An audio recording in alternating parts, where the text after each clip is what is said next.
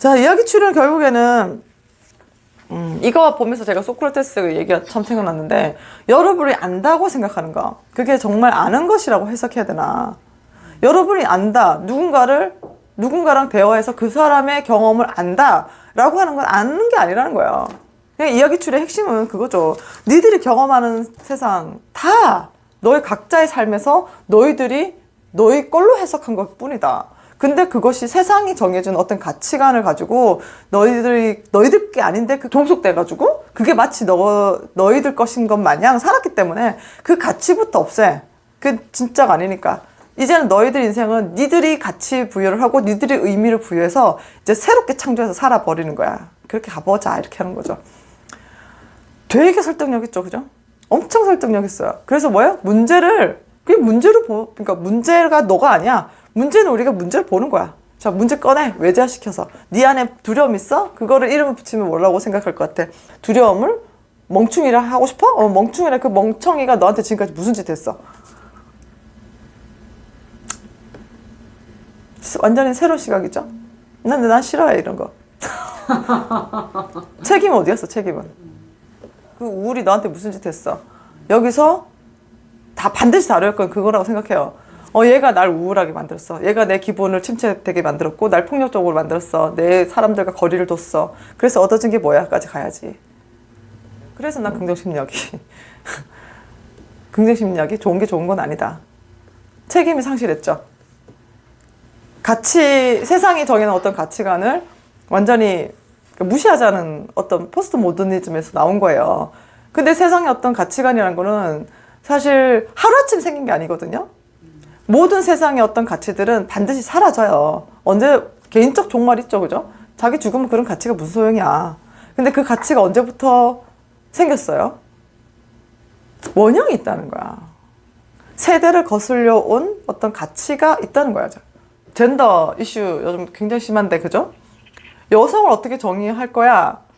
기본적으로 여성, 남성은 염색체로 정의해, 생물학적으로. 얘기하지만 우리가 그걸 부정할 수 없는 세대에서 전이가 된, 문화에서 전이가 된 것들이 있는데, 그게 진리라는 거예요. 진리는 변하지 않고 계속 세대를 타고 내려온다는 거예요.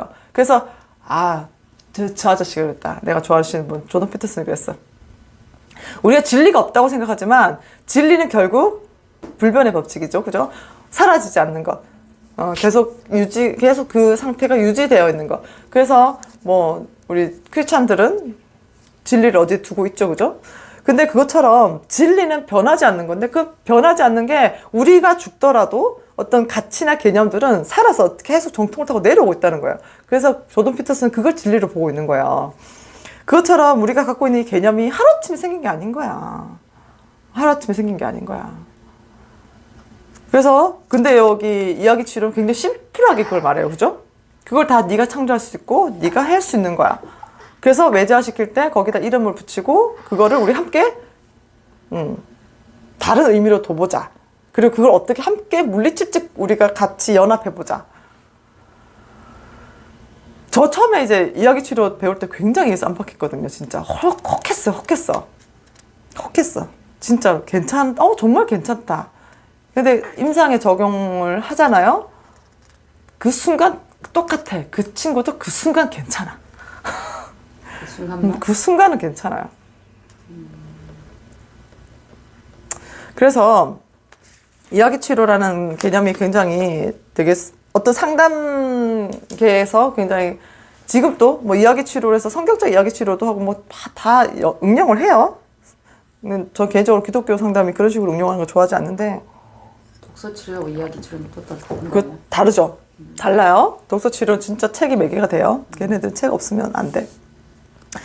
그렇게 하는데 좀 더 봅시다. 그래서 290페이지 보면 사회적 가치는 네가 만든 게 아니잖아. 세상이 만든 거야. 해방해! 이러는 거야. 왜 해방해? 해방하면 세상에서 안 살고 지는 우주 가서 살 거냐고. 이거 계속 이야기 치료를 계속 비판적 시선으로만 보는데, 여러분들은 비판적 시선으로 보지 마시고 수용적인 입장으로 보세요. 그래서 나는 이제 비판적 시선을 한다, 진짜. 자, 그래서 문제는 문제일 뿐. 너가 아니야. 이런 건 되게 괜찮아요. 문제는 문제일 뿐이다. 우리가 그러니까 굉장히 문제를 가볍게 생각하게 만들잖아요. 이건 되게 중요해요. 왜냐면 내담자들이 문제에 압도돼서 오시니까. 그래서 이렇게 가볍게 다른 측면을 보게 할 수 있는 거라면 굉장히 좋죠. 그래서 문제 자체를 해결하는 것에 중점을 두는 게 아니라 어때요? 너가 해결했던, 너가 이 문제를 지금은 이 문제 때문에, 그러니까 요 뒤에 보면 게스탈트하고 되게 비슷해요. 이 사람이 이 문제의 각본을 짜연 요거에 집중하다 보니까 어떻게 돼요? 다른 좋았던 거는 기억 하나도 못 한다는 거야. 근데 그거를 말고 요거는 이제 실패한 어떤 이야기로 가버리고 그냥 지금 이야기는 좋지 않아. 너한테 이 이야기 자체가 너한테 어떤 영향을 줬어. 그죠? 이렇게 하니까 좀 더 새로운 얘기를 한번 써보자. 같은 상황인데 그럼 다른 좋았던 것들이 막 계속 여기서 상담사는 뭐예요? 계속 좋았던 거 끌고 와야 되는 거예요. 어떻게든 이 사람이 잘했던 거. 요거는 상담사들이 가져야 될 태도예요. 내담자를 보는 시선. 왜냐면 내담자를 볼 때 이상심리까지 여러분들 공부하다 보면 모든 내담자는 병리적으로 보여요. 강점 찾는 게 진짜 어려워요. 근데 여러분들이 상담할 때는 무조건 강점 찾는데 혈안을 기울이셔야 돼. 그리고 그 믿음이 있어야 돼. 이 내담자는 분명히 좋아질 거라는 그런 태도들은 여러분들 배우셔야 돼요. 그래서 그런 강점을 찾아줘서 다시 재해석해 주는 거. 이건 정말 이야기 치료의 핵심이고 되게 정말 이것도 저는 지지를 합니다. 그러나 너무 그쪽으로 가버렸다는 거지. 어떤 잘못된 부분에 대해서는. 근데 이 부분에 그거 다 해결되면 이 사람이 뭐 잘못된 부분까지 책임지는 부분까지 나오겠죠. 결국 그 각본된 인생에 맞게끔 연기도 한다잖아요. 이게 이야기 치료에 의하면 자기만의 어떤 시나리오가 있으면 그거대로 행동으로 옮긴다고 하니까 그 이야기를 다시 써봐. 그러면 다시 쓴 이야기를 믿어야 되는 과정이 필요하겠죠. 그죠? 그 믿어야 되는 과정이 어때요? 연기도 하고 직접 실현도 해보고 그리고 다른 사람 앞에서 낭독도 해보고 한 5명 가족 있으면 한 3명에서 그거를 얘기를 해보고 얘기를 하는 걸 밖에서 들은 사람들이 피드백하고 또 피드백하는 걸 또 이제 기존에 얘기했던 사람이 다시 들어보면서 재해석을 하는 과정을 거치는 거예요. 그래서 보면 292페이지 보면 이야기 치료 상담 과정에서 상담사는 주로 다음과 같은 역할을 한다. 그 다음에 이야기 치료의 주요 개념을 정리하면 다음과 같다. 요 두 부분 있죠? 요거는 여러분들 시험에 나올 수 있으니까 외우세요. 자, 주요 개념. 어떤 경험은 다른 위치에 있는 또 다른 자신의 경험과 관계 있고 그것은 스토리에 의해서 의미가 결정된다. 스토리, 이야기죠, 이것도. 자신의 경험에서 어떤 것을 버리고 어떤 것을 선택할지 결정을 해야 된다. 그리고 경험을 어떻게 표현할 것인가, 그 이야기를 통해서. 그 다음에 이야기는 삶의 방식이나 인간관계에 어떤 영향을 주는 방향을 결정한다. 방금 한 말, 그러니까 인간은 각본이 짜인 대로 행동한다는 거죠. 그러니까 연기한다는 거예요, 심지어는. 그러니까 그렇게 다시 만들어라. 등장인물도 다시 만들고 등장인물 재해석하고 이런 것들. 그 다음에 상담사 역할은 처음에 그 이야기를 사실 지루해요. 이야기가. 이게 중요한 거야. 되게 중요해요. 이야기가 재밌어야 되는데 이야기가 재미없어. 그러면 여러분들이 어떻게 해야 돼요? 재미없다고 그냥 했어야 돼요? 아니에요. 첫 번째 상담사 해야 될 거는 굉장히 재밌게 들어야 되는 거예요. 집중해서. 지루해봐요. 정말 듣고 있는 게 힘들어요. 진짜. 근데 상담사는 그거에 대해서 굉장히 공감적 태도를 가지고 이 내담자를 지지하면서 이제 그 이야기에 계속 힘을 실어주는 거죠. 그 다음에 또 이 내담자가 새로운 얘기를 할 수 있도록 계속 재창조할 수 있도록 계속 질문하고 존중하고. 그래서 이야기 치료에서는 주요 핵심 기법이 뭐예요? 뭐 반영, 직면, 해석 아니죠? 무조건 질문이죠.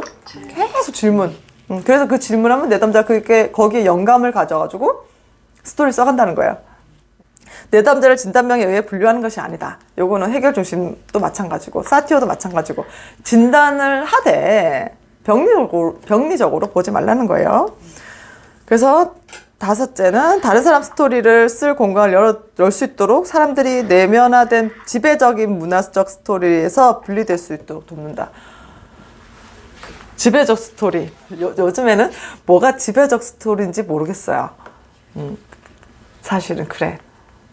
왜냐면 한국의 지배적 스토리가 뭐예요? 한국은 유교 문화다. 우리 이거 되게 지배적 스토리였죠, 그죠? 근데 실상 그랬어요? 아니죠. 가부장적 문화다. 우리 집은 가부장적 문화가 아니었어요. 그리고 내 주변에도 실상 가부장적 문화가 별로 없었어요. 굉장히 시골이었음에도 불구하고 엄마들이 엄청 힘이 있었어요. 남편들 굉장히 건의가 건의를 해봤자 술 먹고 길거리에 자가지고 두들겨 맞고 들어오고 그래서 그런 것들도 역으로 문화적인 어떤 스토리일 수 있다는 거예요. 진짜 그런지 현실 점검을 해봐야 되죠. 그래서 상담기법, 외자식 기회를 얘기하다 다 넘어간 것 같아요. 여기 중요한 부분 예외적 질문. 예외적 질문은 해결 중심 치료랑 굉장히 비슷하죠. 그래서 297페이지 보면 질문 팁이 좀 나와요. 그죠? 이런 것들 어떻게 성취할 수 있었나요? 이런 질문들은 여러분들 임상에서도 자주 사용할 수 있는 질문이니까 외워두세요. 자주 쓸 수 있게끔. 그 다음에 어떤 지금까지 막 내담자 문제 얘기 막 하잖아요. 근데 그 문제에 집중할 것이 아니라 그럼에도 그죠? 어떤 네가 생각했던 그런 결과 말고 독특한 결과가 있었는지 예외적인 결과가 있었는지 묻는 거야. 그 다음에 회원 구성하고 자기 얘기 쓰고 계속 부정적인 얘기를 해도 그 속에서 긍정적인 얘기 계속 그쪽으로 집중을 시키라는 거예요. 왜냐면 재구성해야 되잖아. 얘기를 다시 작가가 돼서 다시 써야 된단 말이에요. 그래서 299페이지 보면 사건은 그것과 연결된 순서와 시간이라는 시간적 차원을 가지고 어떤 또한 구성이나 주제가 있는데 모든 이야기에도 사건, 시간, 구성, 주제라는 4가지 요소가 존재한다. 4가지 요소니까 뭐예요? 사지선다에 나올 수 있어요. 요즘 오지선다인가? 시험에 나올 수 있는. 그래서 행동의 조망, 정체수 조망 이런 것들 다루고 새로운 스토리 강화하는 과정, 그 다음에 새로운 스토리 유포하는 것이 아까 제가 말했던 가족이 5명 있다면 상담사가 옆에 3명이서 얘기하게끔 이제 그 스토리를 구성하게 하고 그리고 2명은 그냥 관찰자로 듣게 만들고 그래서 다 얘기한 다음에 그 2명한테 우리 얘기 어떻게 들렸었어요? 물어보면 그 2명이 피드백 하겠죠? 그럼 또 그 3명이 어때요? 듣고 있겠죠? 그죠? 듣는 걸 갖다가 또 다시 재진술하는 거예요. 재진술에 재진술. 재진술한 것을 또 재진술하는 이런 과정에서 좀 더 견고화시키는 거죠. 그 다음에 예정인식 어떻게 문제에 굴복하지 않고 성취한 부분과 개인의 어떤 새로운 스토리에 대한 칭찬하기 위해서 요 뒤에 뭐 케이크 해서 우리 종교 다루고 뭐 수료증 주고 이런 것들. 그래서 이 이야기 치료는 어디에 적용하면 참 좋을까요? 집단 상담 프로그램. 자, 집단 상담 프로그램 해가지고 가족 어떤 5월이니까 그죠? 5월에 집단 상담 프로그램 해서 뭐 상장 부여하고 이러면 이런 데 있죠? 그죠? 좋겠죠? 하나의 어떤 이벤트로 되게 재밌겠죠? 자, 가족 상담이 실제하고 가족 해결 중심 우리 화려한 사례 같이 보고 갈게요. 뭐 상담 절차는 지금까지 계속 얘기해서 뭔가 뭐 상담 계약하는 거, 공동 상담 어떻게 하실 것인지, 개인 상담은 수락할지 말지, 그죠? 뭐 세세한 거 나왔어요. 한 사람 부부인데 뭐 한 사람 출석할지 안 할지, 안 하는 거 어떻게 해석해야 될지, 부부인데 가족인데 특히 부부 중에 한 사람이 출석을 거부하는 거는 굉장히 유의미한 해석이 들어가죠. 그 다음에 문제 명료화, 무조건 요거는 반드시 필요하다. 여기 왜 온 거 같냐? 무슨 문제 때문에 온 거 같냐? 그죠? 왜냐면 TV에서 이런 거 프로그램 하면 항상 이런 것부터 시작하니까 내담자들이 이걸 기대하고 온다는 거예요. 그러니까 이 기대를 충족시켜 주라. 이거 보고 되게 웃었잖아. 아, 그렇구나. 그래서 그 어떤 현재 어려움을 주는 그 가족들의 문제들은 있는데 그 문제 앞에서 당신들은 어떤 역할을 했냐 이런 것들 좀 더 명료화시키는 거예요. 너희들은 한 팀이야. 누구 한 명의 문제가 아니야. 이거는 로저스 이론 또 나오고 이거는 여담인데 여기서 복장 굉장히 중요하다고 했죠. 이거는 상담 이론과 실제 뭐 상담 접수 면접 이런 데 다 나와요. 상담사의 어떤 복장이 굉장히 중요합니다. 다음부터 그때 이렇게 막 한 거 입고 오지 마세요. 자, 여기서 상대적인 낮은 위치에, 상대적으로 낮은 위치가 막 이렇게 힘을 쓰지 말고 어디 구석 가서 찌그러지는 뜻이 아니라 겸손하고 그들을 계속 수용한다는 태도. 그리고 내가 비록 그러니까 전문성을 가지고 내담자들을 만나고 있지만 이 순간은 이 전문성을 내려놓고 당신들에게 집중하겠습니다. 이 태도예요. 태도. 상대적으로 낮은 태도. 그래서 상담 목표 설정하는 거. 목표 설정한, 요거는 되게 저번 해결 중심 상담에서도 목표 설정하는 거 굉장히 중요하거든요. 그거 시험에 자주 나와요. 그리고 그거는 여러분들이 실제적으로 적용할 때도 되게 유용합니다. 목표 설정하는 거는. 목표란 상황의 단계 따라서 뭐 단기, 중기 이렇게 구분하고, 목표 설정은 어쨌든 해결 중심 기법만큼 목표 설정을 잘 설명해 놓은 게 있을까라고 싶을 정도로 스마트 목표를 해가지고 그거랑 똑같아요. 스마트 목표 여러분 아시죠? 인터넷 한번 찾아보세요. 스마트 목표.